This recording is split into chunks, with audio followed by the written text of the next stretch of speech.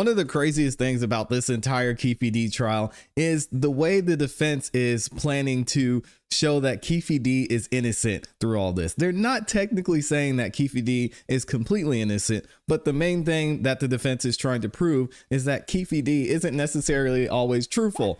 Not only just during this investigation, in every single interview that he's done, and every time that he's talked to the police. If any of you have watched the YSL trial that we covered, it's interesting to see the parallels between what Keffe D is saying and what Lil Woody did on the stand, because they're kind of running the same play where they're basically saying, hey guys, listen, yeah, I talked to the police. Yeah, I did this documentary, but guess what?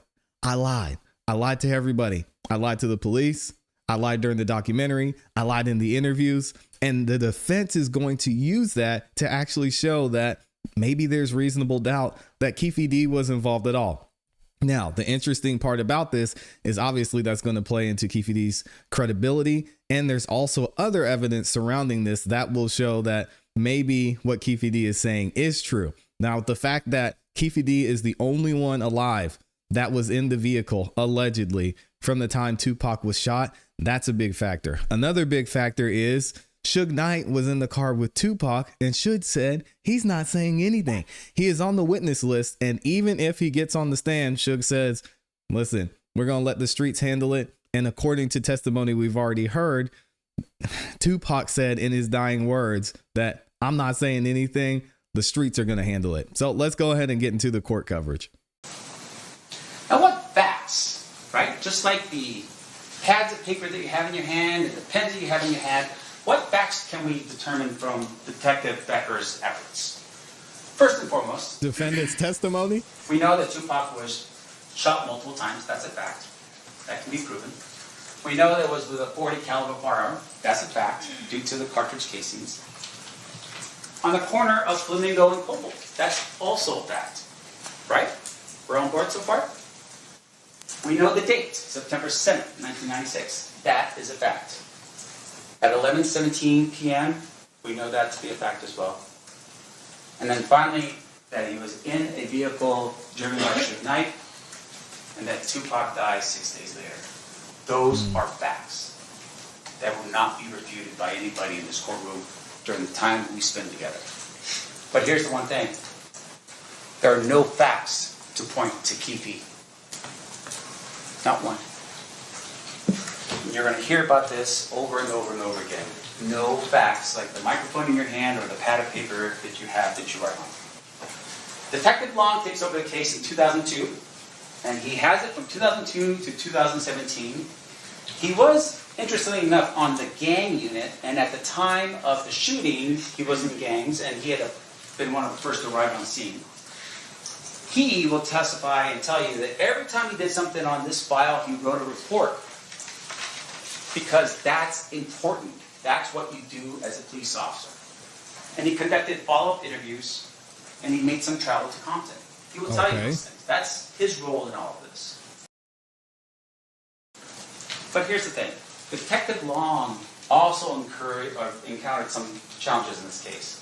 They had to hide the case file with Metro, because people were still accessing the file in Metro, and they weren't authorized to do so. So they changed the case number so that people couldn't find the file.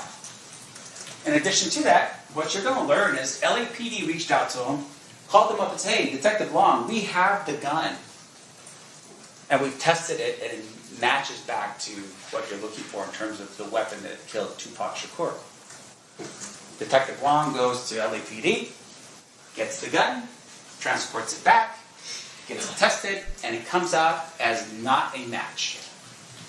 LAPD tells him after, we gave you a fake gun to test you out. This is the level of, I don't know how to put it, that was going on during this time period between Metro, LAPD, and Compton. This is what's happening during this time period. Leads, according to Detective Long, became very scarce and stale, meaning that it was just taking a long time for him to follow up with people. Witnesses became unavailable. Why do you think that is? Because of time. So as a result, they died. Memories started failing because of that time. So Detective Long had these challenges. But here's what Detective Long does. he interviews Keffe in 2009. Sits him down, has an interview with Keffe, just like the state said. And guess what happens? Detective Long doesn't even know that Keffe had actually spoken to a task force the year before. How is that possible? Metro is the agency responsible for the investigation of Tupac Shakur's murder, and they don't even know about this. No one in that room in 2008 told Detective Long or Metro what was going on. And you know who was in the room in 2008? You had FBI in the room. You had the DEA in the room. You had LAPD in the room. You had the United States Attorney for the Central District of California in that room. And Detective Long does not know about any of that. What you will also learn is out of all those people in that room, not one person verifies what Keffe tells them. That the FBI, the gold standard of investigation in our country, did not go out and follow up on what was said. Now, one of the things the state showed you was a picture of a car and indicated there was 4 individuals in that car. And he tell you that at some point, 3 of those individuals are dead and Keffe's the only one that's remaining. Yep. But at the time that he gives his statement to the task force in 2008, there's another individual that's still alive. They never interviewed that individual to verify if that information was true. Why not? Because the FBI just fell asleep? That the LAPD just didn't care? Keffe was never charged for any of what he said during that time period. And it's because they knew he was full of crap. Otherwise they would have. Why wouldn't they? When Detective Long comes back to Las Vegas, he goes and he talks it over with the Clark County District Attorney's Office. And you know what happened then? They didn't charge the case either. In 2009. Ask yourself the reason why that is. It's because they just didn't care about Tupac. I mean, is it because that Keffe D wasn't self-snitching and going on a whole press run telling everybody what he did? That might be it. Shakur or his life? Or is it because they looked into it and realized we can't verify this information, we don't believe this to be true? Why would the Clark County District Attorney's Office not charge him in 2009? Now, what facts do we get out of Detective Long based upon what he did for those 15 years? We don't have any facts. Outside of statements made allegedly by Keffe D and other people, we don't have anything to verify any of that information. Not one single thing to corroborate the statements made by that man in 2008 or 2009.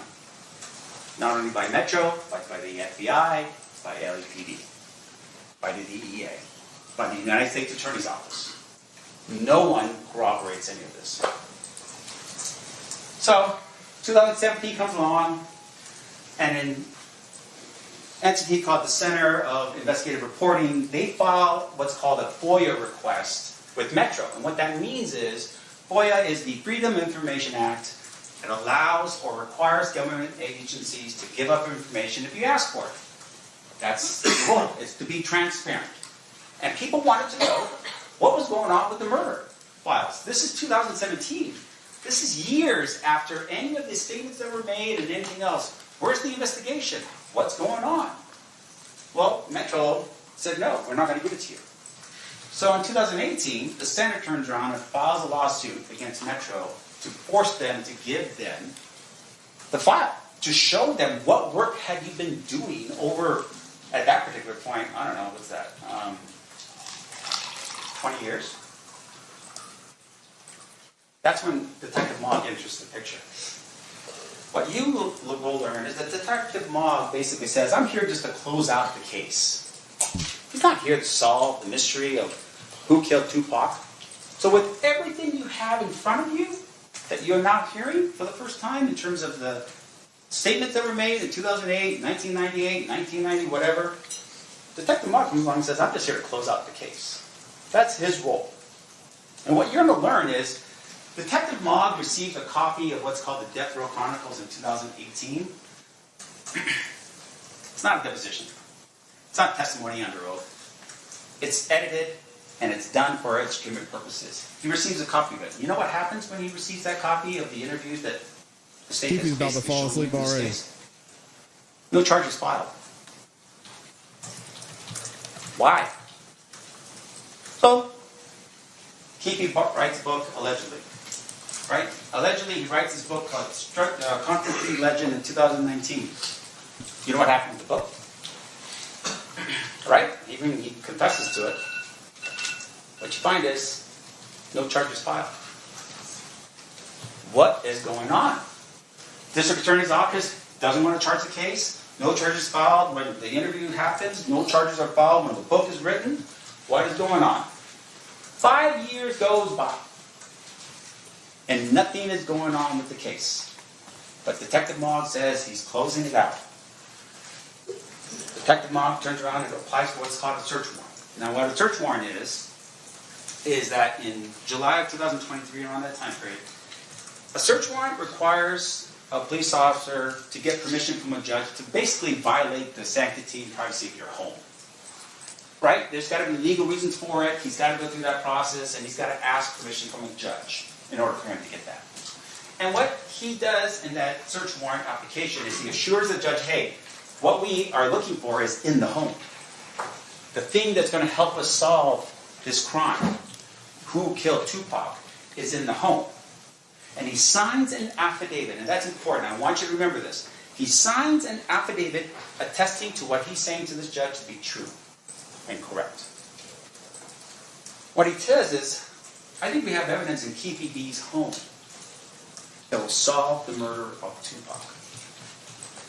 So up until this point, they've got all these statements, they can't be corroborated. So now they're saying, we have evidence in this home that we think probably is in the home.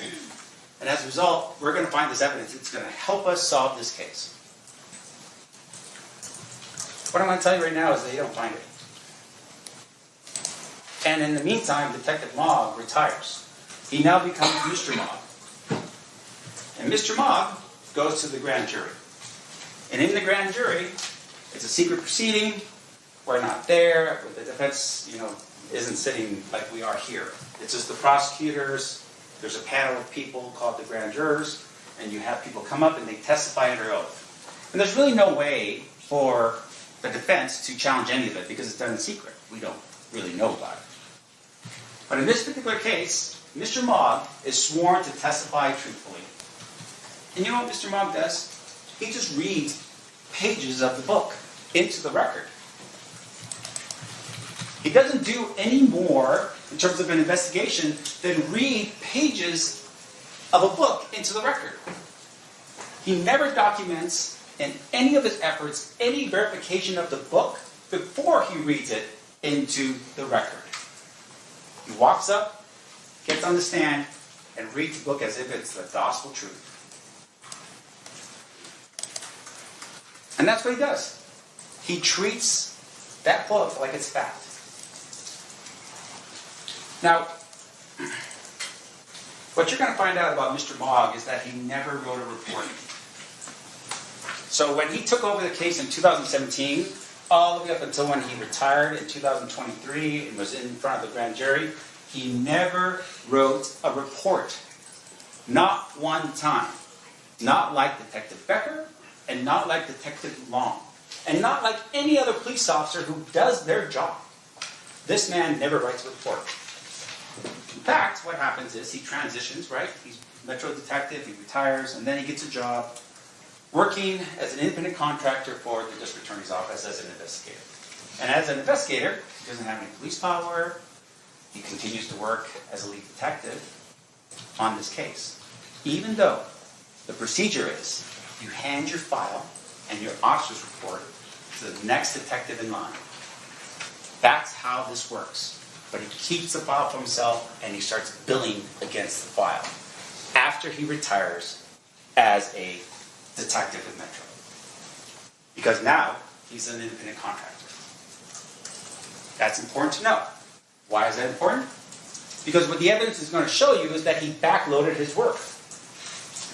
And when he finally writes a report, not an officer's report, it's an investigative report that spans from 2018 to current, and we just received it about 5 weeks ago. The importance of capturing everything you do, the accuracy that you would need to be able to be in court on a murder case, not some type of, college paper that you forgot to do and then the last second just put something together and, get it out the door. Mr. Mogg does not do any of that. That's going to be important later for you to consider. Because according to that report that he submitted 5 weeks ago or so, he never verified the book. According to that report, he never investigated any of the alternate theories that were out there, and you're going to hear about those alternate theories. There are people who have developed over time answers to the question, who did this and why? He never looked into any of it. Which I think, at the end of the day, don't you want to see what's out there to help you with your investigation? And according to his work, his report, he did more on the case after he became an investigator than he did before when he was a detective.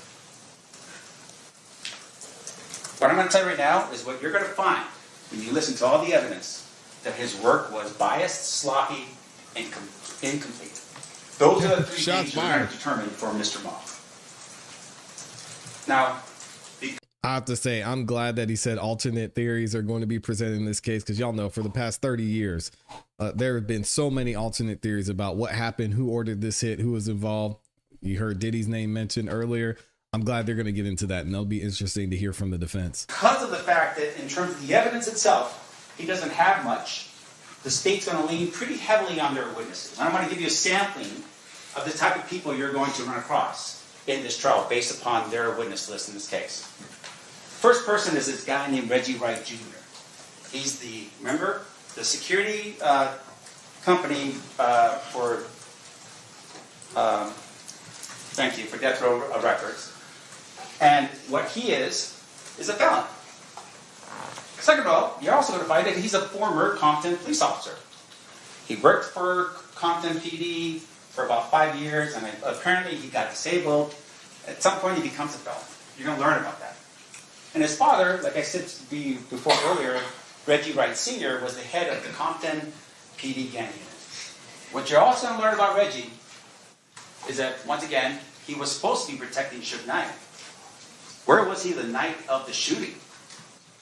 In addition to that, he orders his security team to not carry firearms the night of the shooting, before the shooting took place. Look at Keffe. What you're also going to learn is he wasn't even around when the shooting occurred. So the principal, meaning the person he should have been protecting the most, would have been Suge Knight, the head of Death Row Records. This man was nowhere to be found. He was sitting at a club called 662 down the street, waiting for Suge to show up, while he left his people that were working for him unarmed in the vehicles behind Suge Knight. And when push comes to shove, he orders his people to lie to the police during their investigation. That's going to be called by that. That guy's going to be called by that. In addition to that, when everything was said and done, Suge Knight went to prison because he was not supposed to be in a fight in Las Vegas. He violates his release. Guess who takes over Death Row Records? Reggie Wright Jr. Now, the state is also going to bring in other people with unreliable positions, including criminal histories, financial motivations, and inconsistent statements. That are the people and the quality of the evidence that you're going to listen to in this case. Just to give you another example, there's going to be an individual by the name of Devonta Dirt Rockley. Who is he? He's been a paid informant for years. You're going to hear that they have paid him to be an informant. He will, of course, say whatever he needs to say to avoid his own criminal actions, but his testimony will be inconsistent. And that's what you have to really rely on. Again. What exactly is he going to say, and can you even believe it? In addition to that, you're also going to learn about a disgraced LAPD detective by the name of Greg Kading. The state told you about him. He wrote a book. He benefited off of what was happening with regards to Keffe. Now, Greg Kading, he stole the file. What you're going to learn is he actually stole the file. He took the Tupac and the Biggie case files and walked out the door. This is an LAPD detective that they are using, or one of the people that they're going to be focusing on to establish their case. He writes the book, and then he holds himself out as the person who solves the murder. That's Greg Kading. That's the LAPD detective. Now, what you're also going to learn is Greg Kading, when he was a detective with LAPD, was basically caught manipulating witnesses. And because he was caught manipulating witnesses, it led to cases being overturned as a result. There was a court finding on this issue. A judge determined that. And there we go. That's Greg Kading. That's a witness in this case from that. Now, your challenges, right? I mean, gosh, we're sitting here, there's cameras in the room. I mean, there's things going on. But it's really time. Like, how do you, as jurors, try to figure out time on this case? There's been so much time. Delays. By who, though? And there's corruption. How do you look at your information that you're receiving with anything more than just like skepticism? Like, you're going to look at this stuff and be like, well, I mean, you have a motive to lie. You have a motive to tell or deceive. And it's because at the end of the day, there's not actual facts. Yep. When you get past all the talk and me talking, just look at the actual facts. What facts do you have to support any of what Keffe said on any of his interviews or in the book?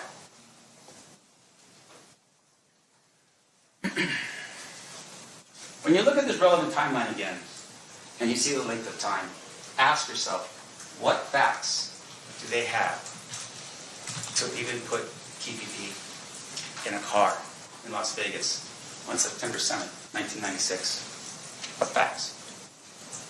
When you look at the video that happened at the MGM, saying the police are corrupt. Look for them. Try to find them in there. Try to find any of the other individuals. Remember, he said there's 3 individuals in the car with him and Orlando Anderson. Orlando's in the video because he's getting beat up. Find any of those other individuals on the videos of the MGM. Look for evidence that shows that Keffe was even in Las Vegas on the night of the fight. Receipts, credit cards, a picture of him standing next to somebody else, maybe watching the fight from another casino. Something. Give me something. In the book, you're going to learn that Keffe says that he was at the fight. He was sitting on the second row. He was sitting with all the celebrities, and he's dressed in his finest gear. There's not one iota of proof that he was ever at that fight. But you know who does show an iota of proof that he was at the fight? Suge Knight. Suge Knight was raided, and at some point... All right, I hate to interrupt opening statements. So the defense is saying that don't believe everything that my client says. Are y'all okay with that? As juries of the members of the court of public opinion, are you guys okay with this man saying, listen, don't believe everything that my client says. He says he was there. There's no pictures of him there. He said in his book that he would have shot him. He didn't shoot him. He says that this is what happened. This is how things went down in the car. He acquired the gun. I just don't believe what he said. All right. Just let this play out. It's the police. Listen to what the police did in this case. Come on, man. There is a ticket stub to that fight, the Tyson versus Selden fight with Suge Knight's possession. Keep an open mind. Fight. And you would think, a fight like this, you want to show everyone that you were at the fight. There's no evidence at all that man was even at the fight. Jeez. When we take fact versus fiction, really at the end of the day, what you're going to hear from witnesses that will testify to this is that Keffe was known to do this. That's the testimony you're going to hear in this case. That's what you're going to hear about that man right there. And so you have to ask yourself the question. Yo. If I just say things, is that going to end up being one of those things where I'm going to be hemmed up for a murder if I just keep repeating that fiction? If I keep repeating that? They're calling their client a liar. You have to corroborate everything I say in order for it to be true. Otherwise, It's just that. Forfeit. He said, And at be the on end that of bowl. all the time we spend together, what you're going to find is that the state cannot prove to you beyond a reasonable doubt the claim that Keffe had anything to do with a first-degree murder with use of deadly weapon. There's no facts to that matter. Goodness. That's it. Oh man. All right. I cannot wait to see what y'all say about this one. This is crazy that he put the BS up on the screen. Let me go back and look at this. This is what they say. He said, my client is full of... Let me know what y'all think about this in the comments. This is one of the most insane opening statements that I've seen in a long time in a lot of cases I've covered. Don't know how that's going to play out. We'll have to see. I mean, are they able to point the finger at the police and show that even though Keffe D said, I did it, I would have did it, I was there, I was here, we're going to point the finger at the police and say they weren't able to and didn't conduct a thorough investigation and they can't prove beyond a reasonable doubt that Keffe D was involved in this. This is what a mess. Let me know what y'all think.